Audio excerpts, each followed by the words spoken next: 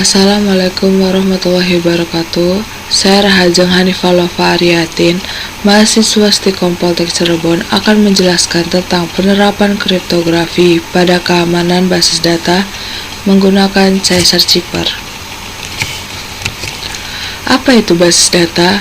Basis data atau database berasal dari kata basis dan data.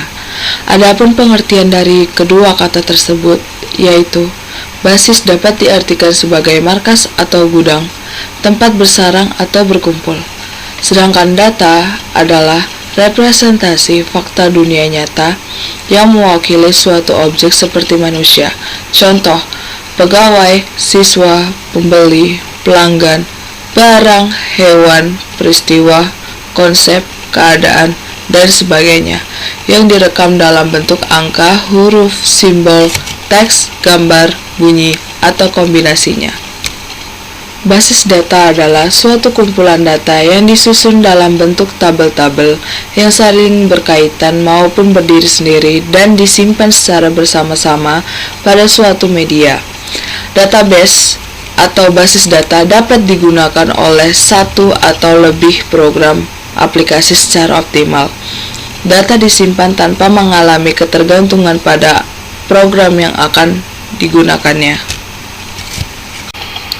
Tujuan objektif yang dicapai dari pemanfaatan basis data adalah sebagai berikut. 1. Kecepatan dan kemudahan. 2. Efisiensi ruang penyimpanan. 3. Keakuratan. 4. Ketersediaan. 5. Kelengkapan. 6. Keamanan. 7. Kebersamaan pemakaian.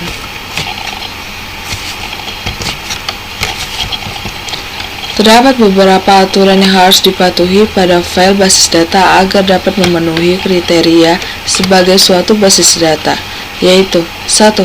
Kerangkapan data.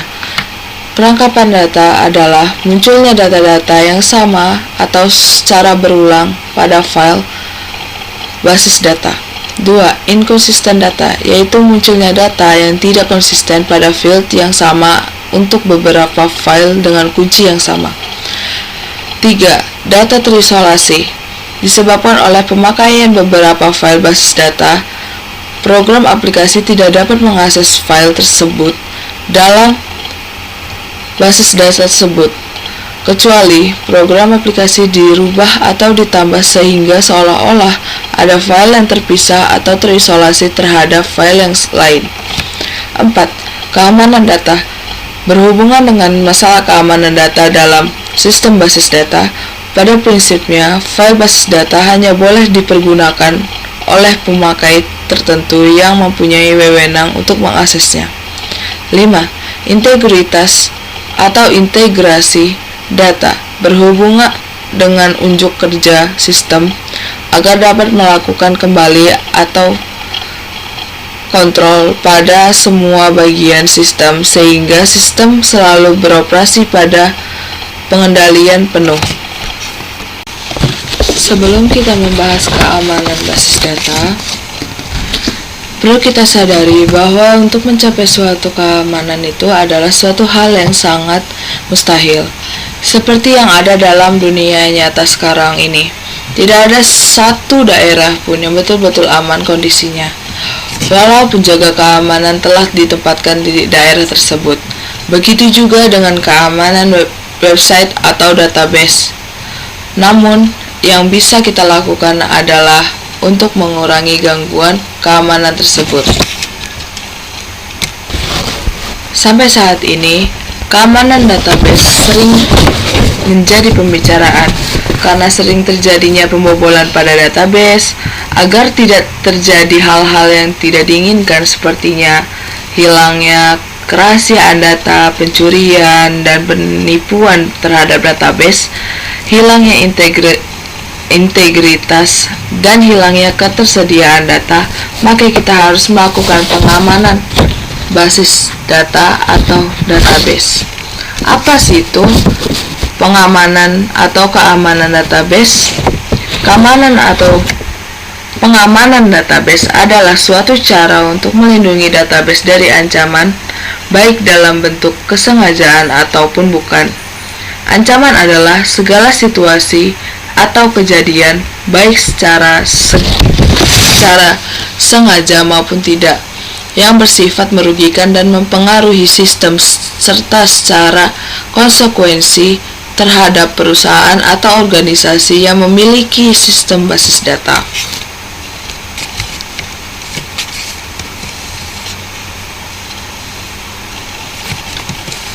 Bagaimana sih cara menjaga keamanan basis data atau database? 1. Tingkatkan keamanan server. 2. Lakukan validasi inputan. 3. Menggunakan koneksi yang unik. 4. Kontrol akses tabel. 5. Melakukan backup data atau recovery. 6. Lakukan enkripsi terhadap database. Apa sih itu kriptografi? Kriptografi adalah proses mengubah pesan sedemikian rupa sehingga maknanya disembunyikan dari musuh atau lawan yang mungkin menangkapnya. Kriptografi adalah ilmu penulisan rahasia yang membawa banyak teknik untuk melindungi informasi yang hadir dalam format yang tidak dapat dibaca. Hanya penerima yang ditunjuk yang dapat mengkonversi format yang tidak dapat dibaca ini menjadi format yang dapat dibaca. Dalam transaksi elektronik yang aman, teknik kriptografi diadopsi untuk mengamankan pesan email, detail kartu kredit, penyiaran audio atau video, media penyimpanan, dan informasi sensitif lainnya. Dengan menggunakan sistem kriptografi, pengirim pertama dapat mengenkripsi pesan dan kemudian meneruskannya melalui jaringan. Penerima di sisi lain dapat mendeskripsikan pesan dan mengembalikan konten aslinya. Komponen kriptografi. Di sini ada enkripsi. Enkripsi akan mengajukan plain text terlebih dahulu, lalu menentukan key. Key akan melakukan proses cipher, lalu dijadikannya plain text menjadi ciphertext. Sedangkan untuk deskripsi, ciphertext yang sudah dienkripsi tadi akan membutuhkan key atau kunci baru agar bisa memproses cipher, kemudian dijadikan lagi plain text. Apa sih itu plain text? Plain text dapat berupa teks, kode biner, atau gambar yang perlu dikonversi menjadi format yang tidak dapat dibaca oleh siapapun, kecuali mereka yang membawa rahasia untuk membukanya. Ini merujuk pada pesan asli yang tidak dienkripsi atau tidak dicantumkan yang ingin dikirim oleh pengirim. Sedangkan untuk ciphertext, selama proses enkripsi plain text dapat dikonversikan menjadi rhesus format. Format yang dihasilkan disebut ciphertext. Ini berkaitan dengan pesan terenkripsi penerima menerimanya. Namun, ciphertext sepertinya plain text yang telah dioperasikan oleh proses enkripsi untuk memproduksi hasil akhir. Hasil akhir ini berisi pesan asli meskipun dalam format yang tidak dapat diambil kecuali resmi tahu cara yang benar atau dapat memecahkan kode.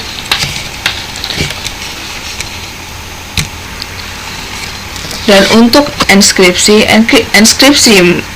merupakan penerimaan informasi atau menerima informasi dan mengubahnya menjadi format yang tidak dapat dibaca yang dapat dibalik. Ini adalah proses enkripsi plain text sehingga dapat menyediakan ciphertext. Enkripsi membutuhkan algoritma yang disebut cipher dan secret key. Tidak ada yang bisa mendeskripsikan informasi penting pada pesan transkripsi tanpa mengetahui kunci rahasianya. Plain text diubah menjadi ciphertext menggunakan cipher encryption atau enkripsi. Sedangkan apa sih itu deskripsi? Deskripsi adalah kebalikan dari proses enskripsi, di mana ia mengubah ciphertext kembali menjadi plain text menggunakan algoritma deskripsi dan secret key. Dalam symmetric enskripsi, key yang digunakan untuk mendeskripsikan sama dengan key yang digunakan untuk menenskripsikan. Di sisi lain, dalam asymmetric enskripsi atau public key, enskripsi key yang digunakan untuk mendeskripsikan berbeda dengan key yang digunakan untuk menenskripsi. Di sini ada cipher. Algoritma enskripsi dan deskripsi bersama-sama dikenal sebagai cipher. Mungkin bagian tersulit, menarik, dan paling aneh dalam proses enskripsi adalah algoritma atau cipher. Algoritma atau cipher tidak lebih dari semua formula yang terdiri dari berbagai langkah yang menggambarkan bagaimana proses enskripsi atau deskripsi dilaksanakan pada suatu informasi. Sandi dasar mengambil bit dan mengambilkan bit dan tidak peduli apakah bit mewakili informasi terstruktural, gambar, atau video. Dan juga ada key. Key umumnya berupa angka atau serangkaian angka tempat sandi beroperasi. Dalam istilah teknis, key adalah informasi terpisah yang digunakan untuk mengontrol output, ciphertext, dan plain text dari algoritma kriptografi yang diberikan. Algoritma enskripsi dan deskripsi masing-masing memerlukan key ini untuk mengeskripsikan dan mendeskripsikan pesan. Pengirim menggunakan algoritma enskripsi dan secret key untuk mengubah plain text menjadi ciphertext. Di sisi lain, penerima menggunakan algoritma deskripsi untuk semakin lama kunci rahasianya, semakin sulit bagi penyerang untuk mendeskripsikan pesan.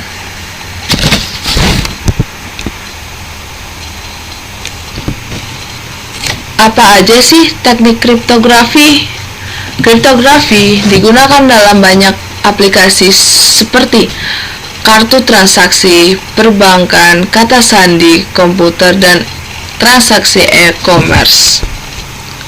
Sebenarnya, ada 3 jenis teknik kriptografi digunakan secara umum, yaitu 1.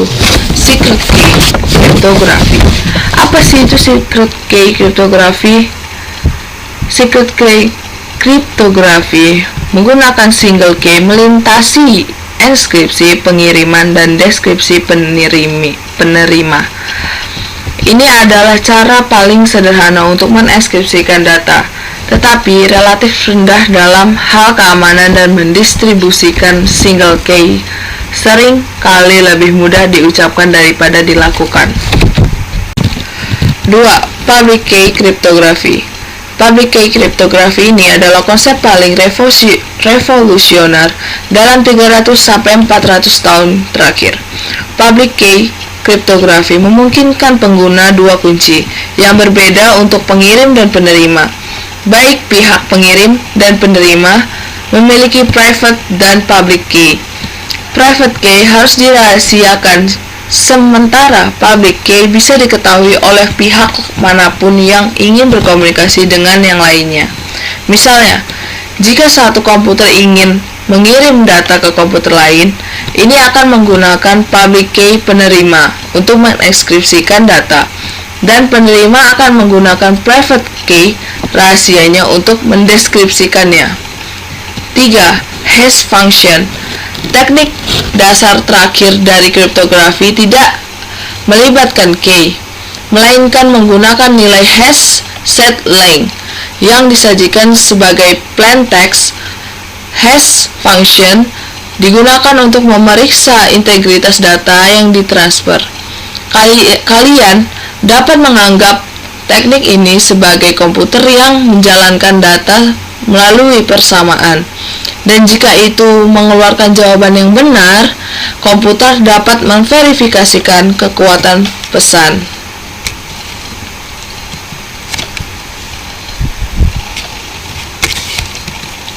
Kenalan yuk sama algoritma Caesar-Cipher.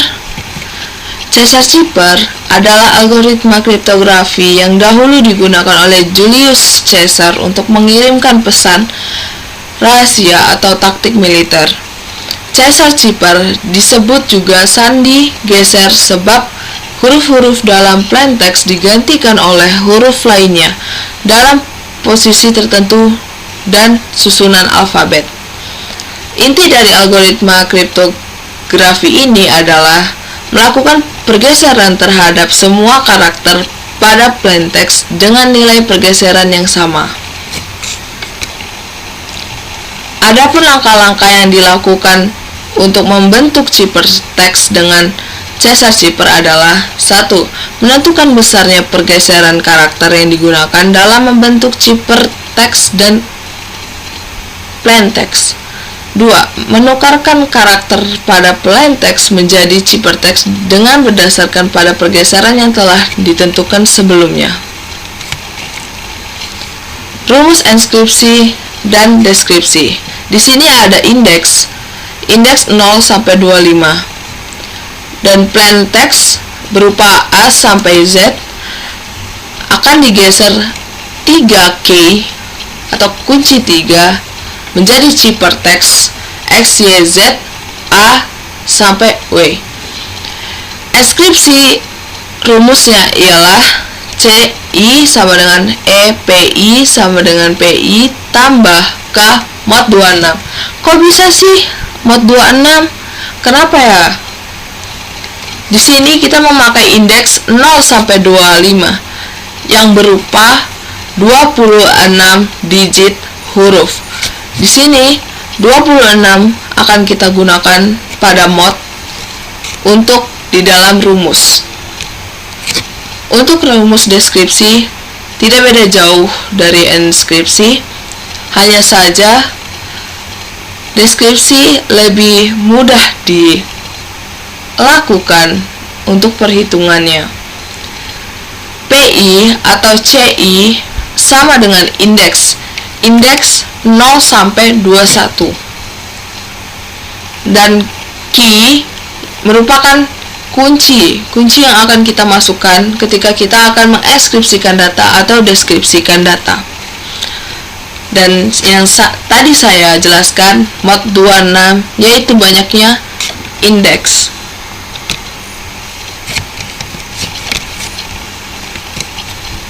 Di sini saya akan mencontohkan cara menginskripsikan suatu data, dan saya akan ambil data tersebut dari beberapa data yang saya buat untuk penelitian ini.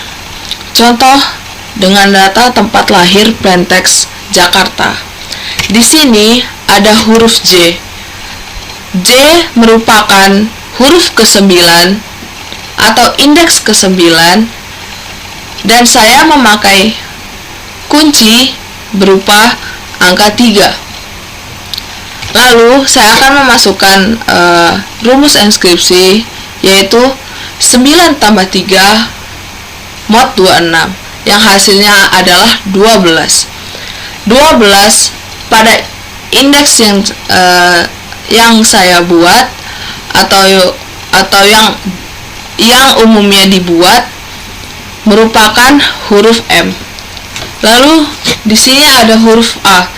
A merupakan indeks ke-0. Lalu kuncinya saya masukkan lagi 3. Dan seterusnya.